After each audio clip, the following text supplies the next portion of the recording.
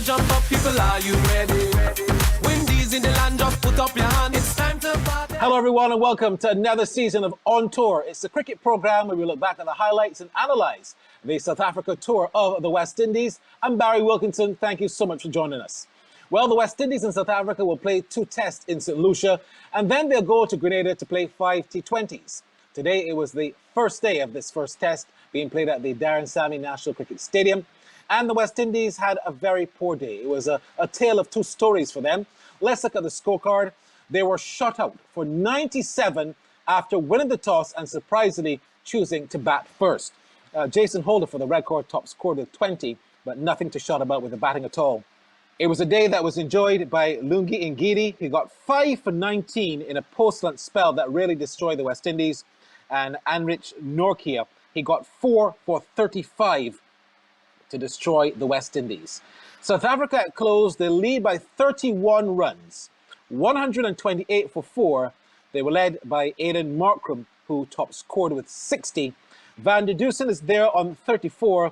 But what a performance from the debutant, the Trinidadian Jayden Seales, 3 for 34 on debut. So that's how it looked on day 1. Let's go on tour and talk to our team. We've got, of course, none other than the former Guyana and West Indies Test captain. I'm talking about the successful one, Sir Clive Lloyd. So good to see him.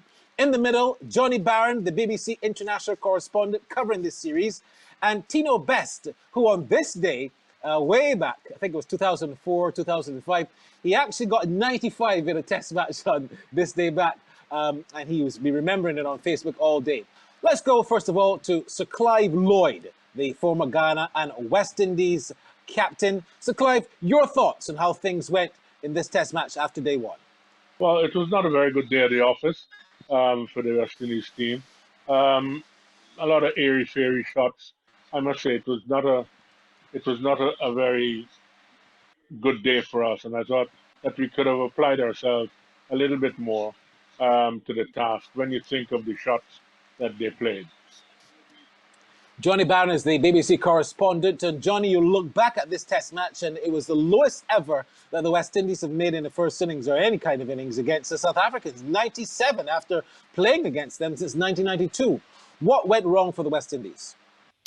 It was an outstanding day for South Africa, really. I thought they bowled extremely well in really helpful conditions early on. I don't think the West Indies equipped themselves particularly brilliantly with the bat, but it was the perfect storm, really, with the South Africa, the way in which they used the new ball. And then later on in the day, there was a glimmer of hope from a West Indies point of view with the great performance by Jayden Seales, who I thought was superb at the tail of the day. Tino Best on this day, who made 95 in a test match, batting at number 11. You've always said it, Tino, that we focus too much sometimes on batting and forget that bowling is a major part of any cricket game.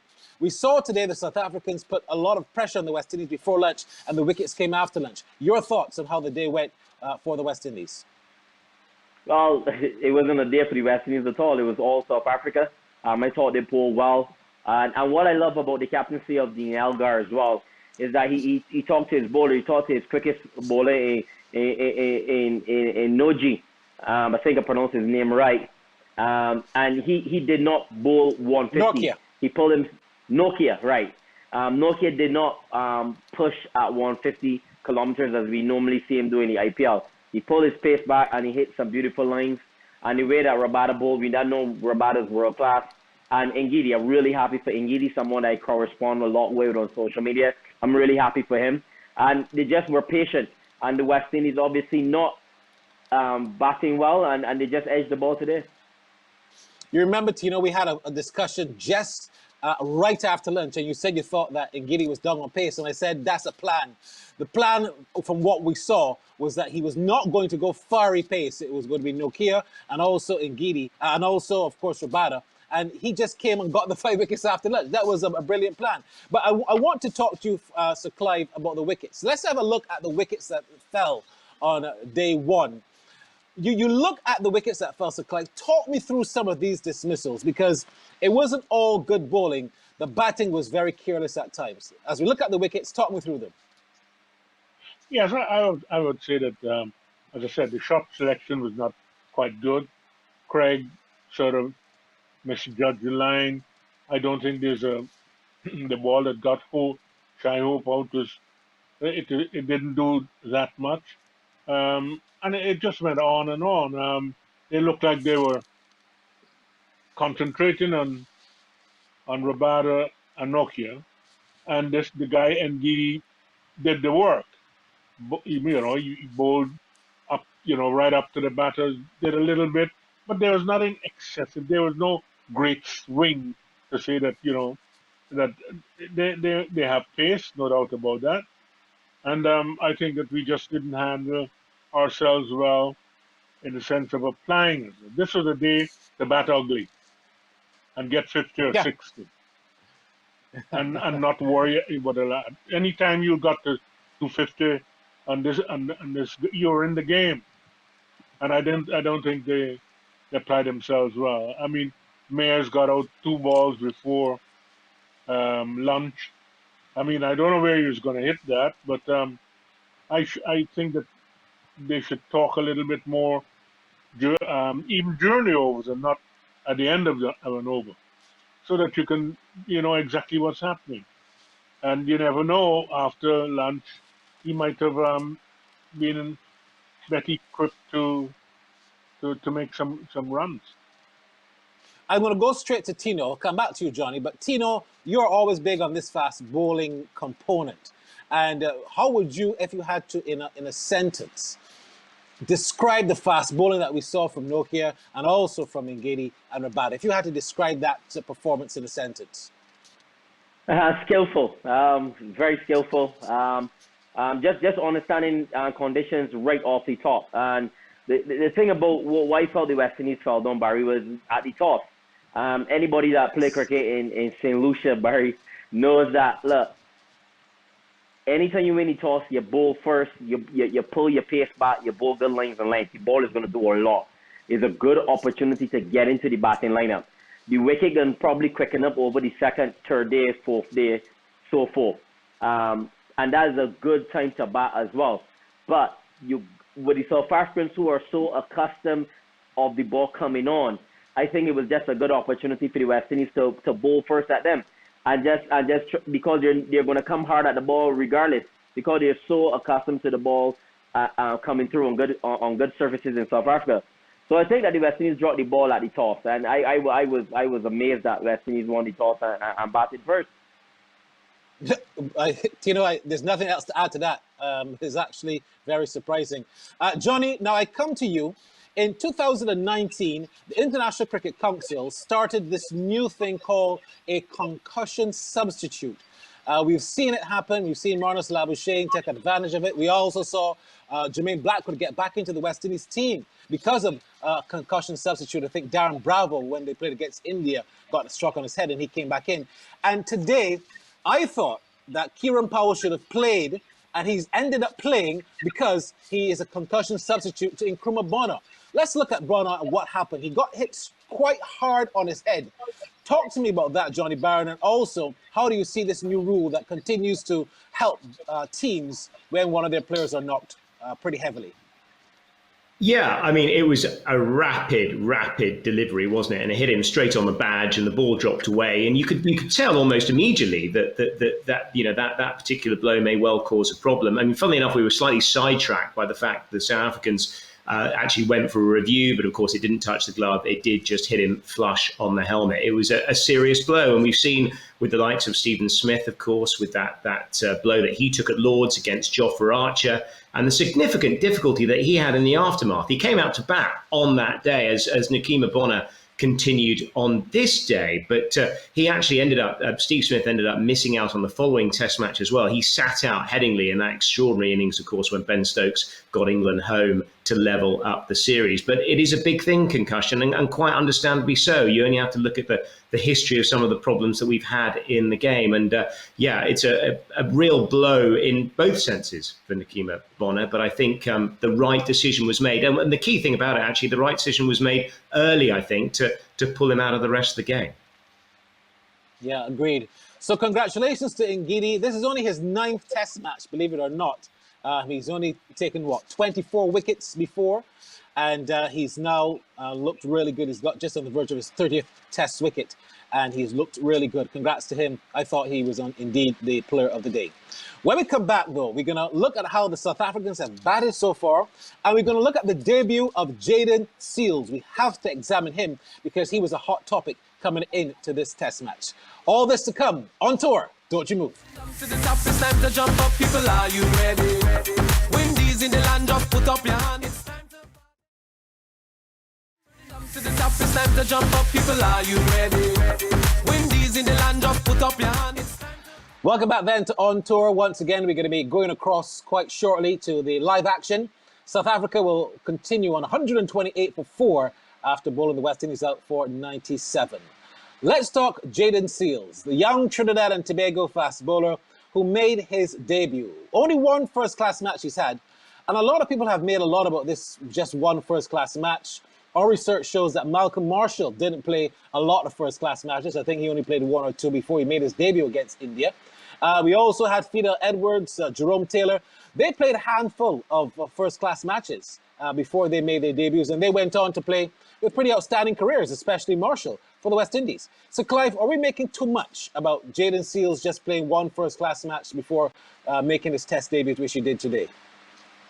No, I think once you've seen the talent that the guy has, his pace, and so on. Michael Holding didn't do extremely well in first-class cricket before we chose him to tour Australia. So this has happened before. And the point is that this guy looks promising. He's strong. He's only 19. And I think he's got a very good future once we can just harness that talent. And if he gets the right people to surround him and give him the sort of get him to think more about his bowling. He's got a very beautiful run-up. So I think his approach to the wicket is very good. So I really think this is very talented young man, and I think he's got a far way to go. Tino, he's got 3 for 34. He bowls a lot to me like Rabada in terms of his action. What is his strength to you as a fast bowler, Tino, being one yourself? Well, farmer, Barry. Look, you just bowled quite well in India. Old man league. Look, I'm really happy for the young man, first and foremost. I was one that someone made a comment on social media, and I used the Fidel situation. You can't really, once you see a young player looking good, he looks strong. He's a big 19. He's a strappy young man. I saw him in the CPL, and I had a few words with him. Tell him keep working. I think he's one to the future, and he's going to get stronger. I mean, he got up to 137, 138, so he's mid-80s. As his body continues to grow and he gets stronger, and I think Ronald Rogers will continue to do a fantastic job with him as his strength and conditioning coach. He's going to bowl quicker, and look, as his body gets stronger and he gets more durable as well, I think this young man is going to go places. I think he and Azari, I still believe in Azari. I haven't given up on Azari Joseph. Those are the young fast bowlers I love to see on my television. And they're going to give good support to Kemar Roach. Obviously, Kemar is 32, going 33. And Jason is 30-odd. So that's good signs for West Indies cricket. But he was very impressive, Barry. He bowled lively on a very helpful surface. But his lines were very impressive. I'm very impressed with the young man's line at age 19. Let's flip the script a little bit, Johnny. Talk to me about Aiden Markram, made 60. Were you impressed with his innings? He struck some 7-4s if you look at how he batted. Did he really get things going for South Africa, or was he a bit too slow when wickets fell around him?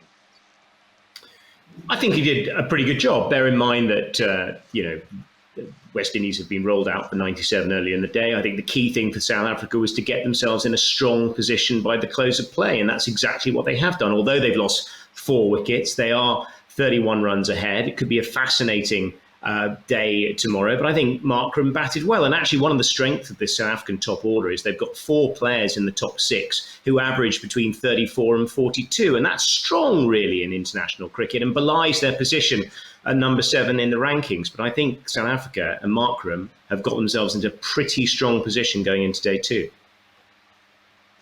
Let's have a look, Johnny, at a bit of the decisions, some of the controversial ones. You were talking about them earlier. There were 2 decisions that had to be overturned, and then there was one pretty good one there from Joe Wilson. We look at the umpiring decisions. We look at this first one that we're seeing. When Kyle Mears was thought to be out LBW, the umpire, Gregory Brathwaite, gave him, but on review, he was not out. And then later on, we also saw another decision where Markram could have been out quite early at LBW, but that was also overturned. Your thoughts on those 2 decisions? I think with the Carl Mayers one, looked fairly tight actually on review, and it was just the bounce that was carrying it over. I think, you know, on first look, I felt, well, that could well be hitting the stump. So I think that was a very tight call. As far as the South African decision was concerned, that to me wouldn't have hit another set. That did miss by a considerable margin, and that would have been a very useful wicket from a West Indian point of view. But that's why we have the review system for those kind of howlers, if you like, in the game. So Clive or Tino, you can tackle this one. So Clive, did you find that the whole COVID-19 impact and not many people being allowed into the stadium? I mean, a lot of people don't come to watch Test cricket in St. Lucia anyway. But did that take away any from the feel of the game and any excitement that could have been conjured up or support for the West Indies? Yes, I think it helps. If you have support behind you, you're going to do well. In England now, they just had, what, is it 20 or 30,000 people at Edgbaston? Yeah, they got quite a bit, yeah. Right. I think one of the problems that, well, I wouldn't call it a problem, I think could have been a mistake in us not playing in somewhere like Barbados. We must play our Test matches in the grounds, especially when you only have 2 Test matches, in the grounds that we're successful at. And Barbados pitch would have given you much better bounce, and I think it would have been, I doubt whether we'd have been bowled out for 97, you know, at a pitch in Barbados. So I thought we might have made a mistake somewhere along the line there. Why would we want to play on a pitch that is just, and you know, some of the balls did rise disconcertingly today, and you don't want that to happen on a first day pitch. But there again, some of our players should have applied themselves like the Markham guy did. Because 60 runs today would have been, you know, a great innings for the West Indies. All right, you're watching On Tour. When we come back, we're going to hear from the player of the day, Ngidi, for his 5-wicket haul, and he'll talk to us right here on Tour. Stay with us. To the top, it's time to jump up, people, are you ready? Windies in the land, just put up your hand, it's time to... To the top, it's time to jump up, people, are you ready? Windies in the land, just put up your hand, it's time to... So we're about to have a resumption on day 2 of this Test match. South Africa 128 for 4, bowling the West Indies out for 97. Let's hear from Ngidi for his 5-wicket haul. Lungi, thanks for joining us. Gee, that's a good day for South Africa, day 1 of a Test series. Yeah, definitely. You know, we'll take that. I mean, it's not very often you bowl a team out for 97. So yeah, you know, there was a bit in the wicket, so we exploited that as much as we could, and a bit of a lead. I want to go right to the start of the game when the toss was had and you guys were in the field. You lost the toss, they decided to bat. What was the feeling amongst you quicks? We really wanted to execute. You know, we wanted to be ruthless in terms of our lines and lengths. So yeah, that was the main thing. You know, we'd lost the toss. Didn't matter what we were going to do today, but we just wanted to make sure that we go out and we execute as best as we can. What a day for you. Let's just go through some of these wickets you took. I mean, there are a couple of important things. The catching behind was really good. I mean, what made it so special for you today? You know, I think it's been a work in progress. I know it's been a while since I've been able to put in a performance like this. You know, I've been working hard behind the scenes, you know, on my seam position, predominantly, you know, trying to swing it away from the right-hander. I think everyone has always known that I bring it into the right-hander. So just to be able to execute that and see it come off today was really exciting for me. and supported by all the hard work behind in the slips court. I mean, the boys spent a lot of time practicing their slips catching, rewarded today. Yeah, you know, the guys work very hard day in, day out. We see them at the end of practice taking extra catches, so a massive thank you to them as well. You know, it wouldn't be possible without them. What about your emotions when you took that 5th wicket? I mean, you were quite emotional at that stage. Yeah, you know, I was very emotional. You know, I've had a few forfeits, and it's been lingering, you know, it felt like a bit of a monkey on my back. So yeah, you know, just to get that, you know, off, you know, was really amazing for me. You know, it has been a while since I've taken a fifer, so to be able to come out into the West Indies as well and take a fifer was really something special for me today. I just want to go back on that also, because you took your first fifer on your debut against India, but that was way back in 2018. Yeah, like I said, it's been a while. Yeah, you know, been a few forfeits here and there, you know, trying to string together a few good performances. But yeah, you know, the fifer hasn't really come back, but today to get one was really something special. I must say I was a bit worried about your rib cage for a while there when KG Rabada was embracing you in the middle and giving you a huge big bear hug. Yeah, you know, he kept edging me on, you know, he kept telling me, yeah, one more over, you know, you're going to get it. So yeah, to finally get it and to have him embrace me is really special as well. It's great to have guys that you know so well and you've spent a lot of time with now over the last couple of years that are so happy for you to get these rewards. Yeah, definitely, you know, and, you know, very happy, you know, a word to Anrich as well. You know, yes, he came out unbelievably and he knocked over the top order. You know, he left pretty much the rest of the work for us, and I was very happy that we could also chip in. You know, we do work together as partners and we hunt in pairs. So yeah, for a partnership like that to come off today, very happy. You took 5 for 9 bowling from the commentary box end. You started, of course, from the players' pavilion end. 5 for 9 when you swapped around. But at one stage, you guys in the middle took 5 for 11 in 7 overs. I mean, that was extraordinary when those wickets were falling. Yeah, you know, you know, our captain is very strict on us as well. You know, but that's not a bad thing. You know, he was very.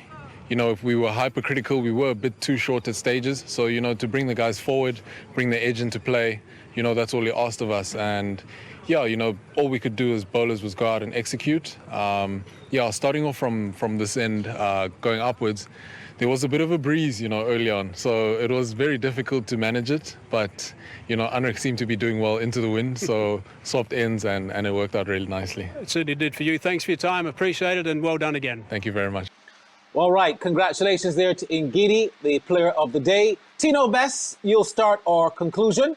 Your thoughts on what the West Indies must do or what South Africa can do to try and put this game all their way? Well, for the West Indies, they definitely need wickets this morning. They have to get wickets earlier, or South Africa is going to build a humongous lead, and you don't want to be too far behind the 8 ball. So West Indies need wickets. South Africa needs to consolidate and get a big lead. Should be interesting. Johnny Barron? Yeah, South Africa come into this series off the back of 4 away defeats. They certainly look in a very, very strong position going into the second day. From a West Indies point of view, they just need a very busy morning. And I think Jayden Seales needs to keep up his good work and the other seamers need to back him up. But you really feel that the only way back here is a lot of wickets and quickly in the first hour of the play tomorrow. And of course, last but definitely not least, Sir Clive Lloyd, your thoughts going into day 2? Well, the point is that South Africa don't have a lot of batters to come. So if they make early inroads tomorrow and try and restrict the lead to less than 150 or even under 100, it would be an excellent display by the West Indies and try and bat much better in the second innings because, you know, as Johnny said, South Africa, they haven't been winning a lot of games and they have quite a lot of new faces. So the first couple of hours tomorrow would be quite interesting. All right, thank you so much. Play will resume shortly. We look forward to see how things go on day 2. If you can't watch the entire day's play, join us again tomorrow for On Tour. I'm Barry Wilkinson. Thanks so much there to, of course, Tino Best, Johnny Barron, Sir Clive Lloyd, and his co-host, Betty Boop, who watched everything that we said. Thank you so much, Sir Clive. Your granddaughter will be very happy to see that. Until tomorrow then, bye-bye for now.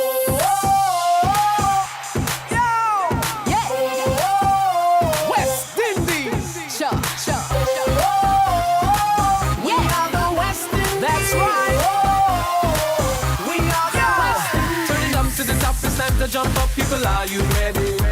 Windies in the land, just put up your hand. It's